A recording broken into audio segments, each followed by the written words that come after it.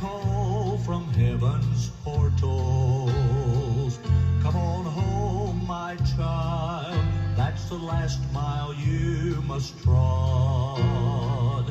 I'll fall asleep and wake in God's sweet heaven, for I'm sheltered in the arms of God. So let the storms rage high, the dark clouds rise, they don't worry me, for I'm sheltered safe within the arms of God.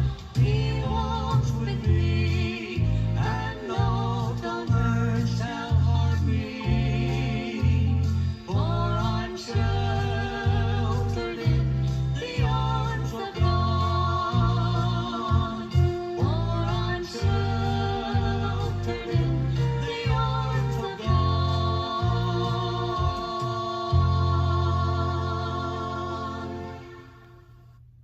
What a joy to know that regardless of what we're going through, we can be sheltered in the arms of God.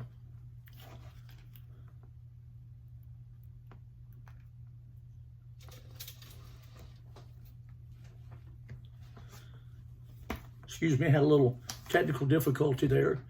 We are sheltered in the arms of God if we're the children of God, and we're thankful for that. I was reading this morning in Acts chapter 27 about the Apostle Paul's voyage and was headed for shipwreck. He was on one of his missionary, was in a boat to be taken over to Alexandria, and he was advised, or he advised those sailing with him, that he thought that they ought to not try to make this voyage, that it was going to be dangerous.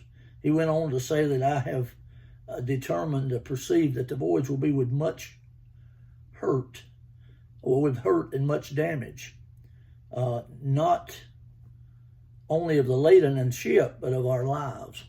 Paul was warning them now of that which he had learned in talking to God and praying and asking God to meet their needs, and he advises them not to make this journey.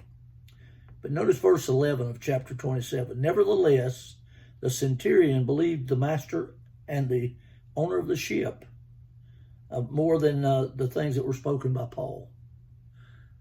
That's an interesting couple of verses there. Paul advises the ship and those on it to not take this voyage, that it's going to be dangerous.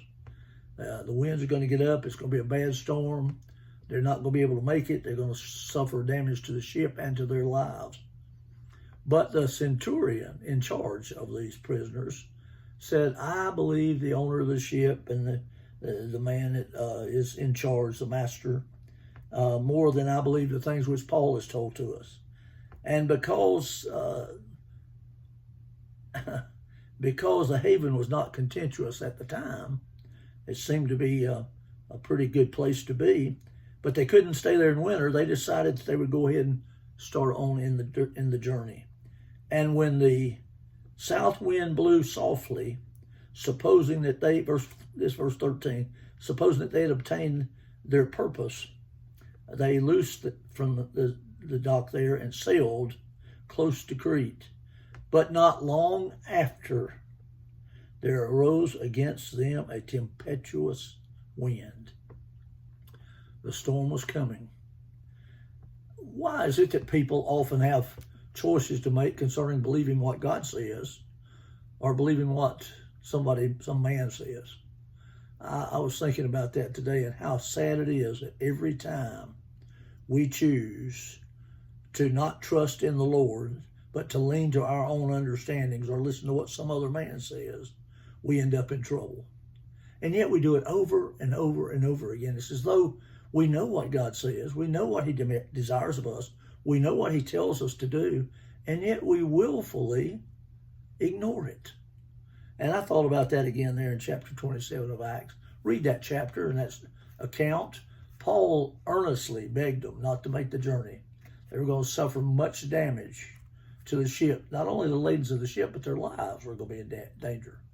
And they continued to believe what the ship's owner said. Oh, it's going to be okay. We're going to make it just fine. We know what we're doing with this ship. We'll be okay. Oh my, how many people today think they know exactly what they need to do in this life and in this world, and they're making messes. We used to say, and I preached a message one time entitled "The Webs We Weave," and it was an illustration of a spider weaving a web with the intention of catching food and sustaining itself with it, thinking it knew what's right. But oftentimes that web becomes a mess, especially if the wind blows the wrong way or if someone comes by with a broom handle and knocks it down, and that spider is destroyed. How often that's true of men, women, boys and girls who have such desires for this life and yet refuse to listen to the warning of God. The man of God will come by and preach the message. The missionary will come in and share with you what's going on and how God has encouraged them to take the word and the message of, God, of the gospel to the world. And yet we, oh, well, I don't really have time, or I can't do that right now, or it's not convenient, or I'll believe that it's going to be okay anyway. God's going to work it all out, so we don't have to do all those things. And we deny what we've been told by God, either in his word or through the messenger of God, and we get ourselves into trouble. My friend, let me encourage you today. I want to encourage you. Trust in the Lord with all thine heart. Lean not to thine own understanding. Proverbs 3, 5, and 6.